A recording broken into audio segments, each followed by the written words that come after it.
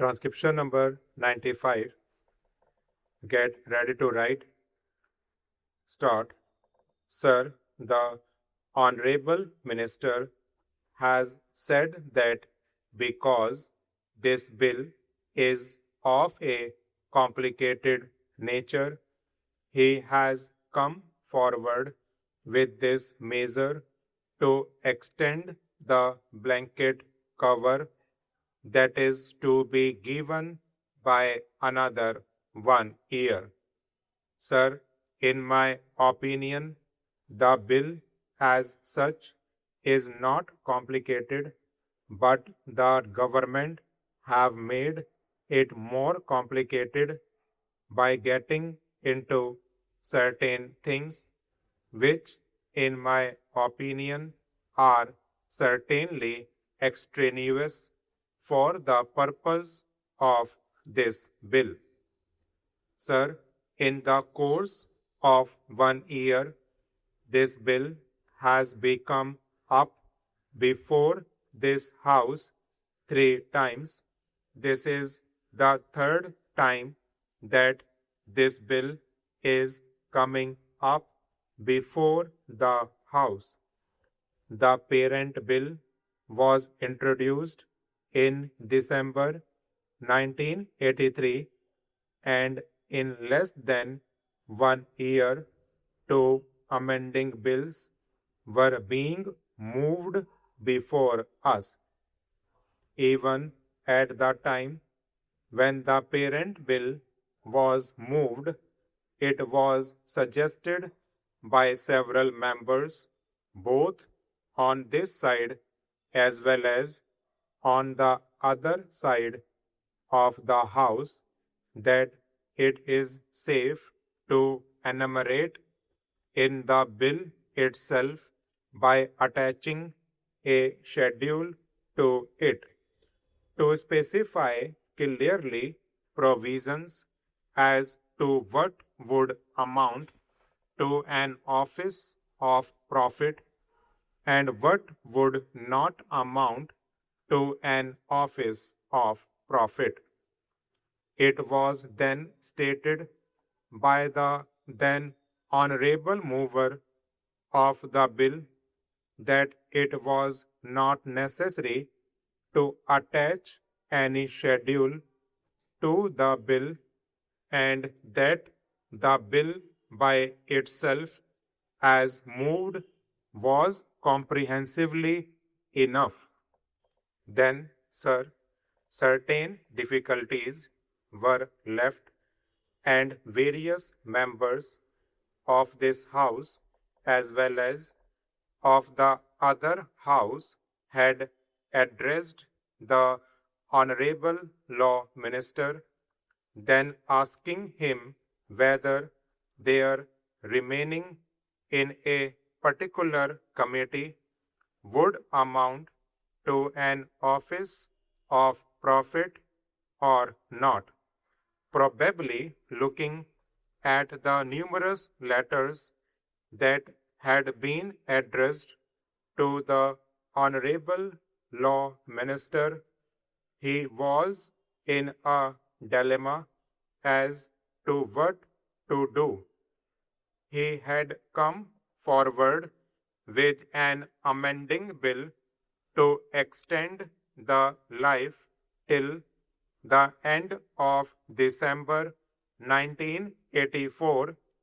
A committee was constituted to advise the Honorable Law Minister as to which offices would amount to offices of profit and which offices would not amount to offices of profit. Sir, I am told by one or two members who had served in that advisory committee that only once, only during this session, they were summoned to meet.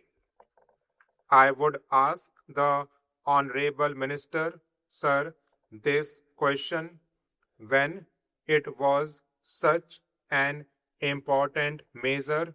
What was the ministry doing from April 1984 till December 1984, accepting to come forward before the House with another amending bill of this nature?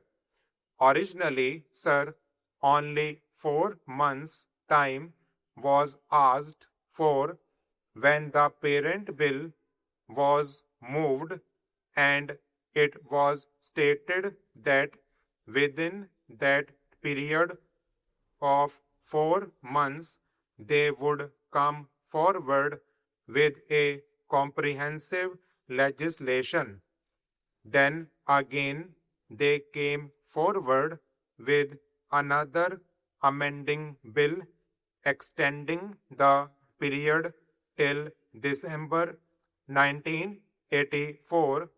Now, between April and December, nothing has happened excepting that the advisory committee has been constituted, and it met once only just to recommend for extending the period by another 1 year. Sir, nobody in both the houses would oppose this measure, but they can only criticize the way in which the government is dealing with this measure, the way in which the government is sleeping over the matter, a matter which affects the very life of a member of parliament, not only a member of parliament, but also a member of the state legislature.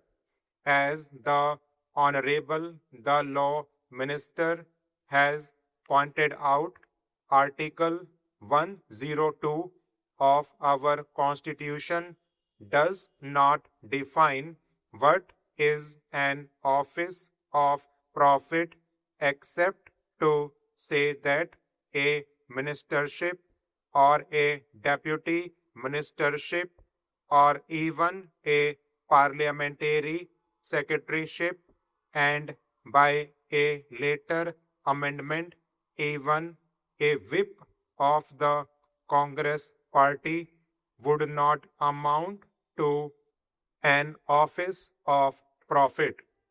Only a few instances are specified as to which offices would not amount to an office of profit. Then, sir, complications had arisen even when the original bill was moved, introducing statutory committees and advisory committees.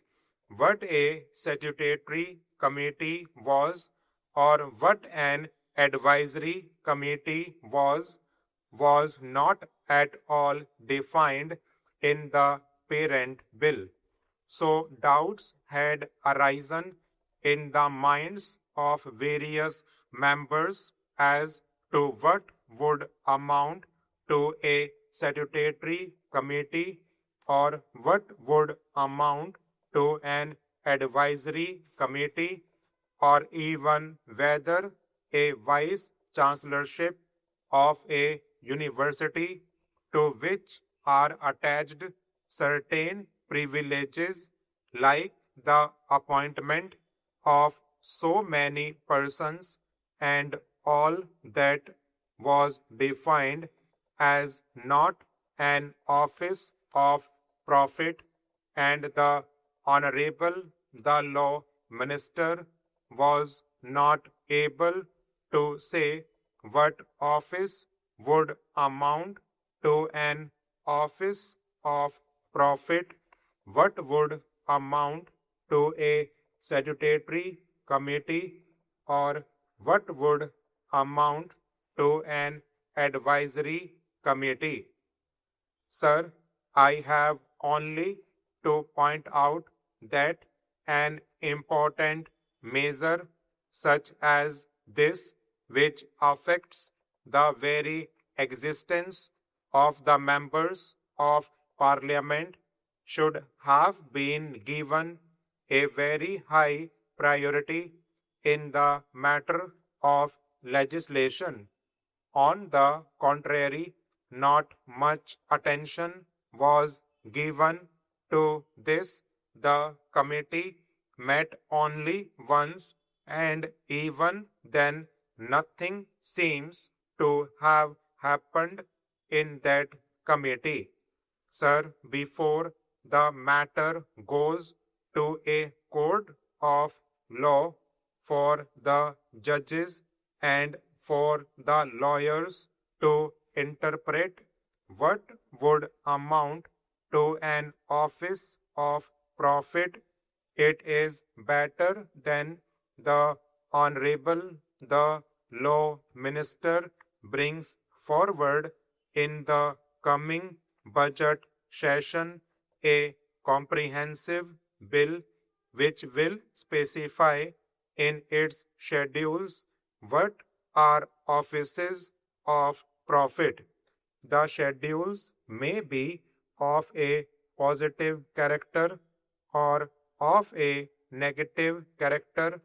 The schedules might say that the holders of such and such offices would not be disqualified from being members of parliament or members of state legislatures, or the schedules might say in a negative way that such and such offices are offices of profit, so that the members of parliament and members of the state legislatures would know whether to accept an office and whether they would be disqualified by accepting a certain office.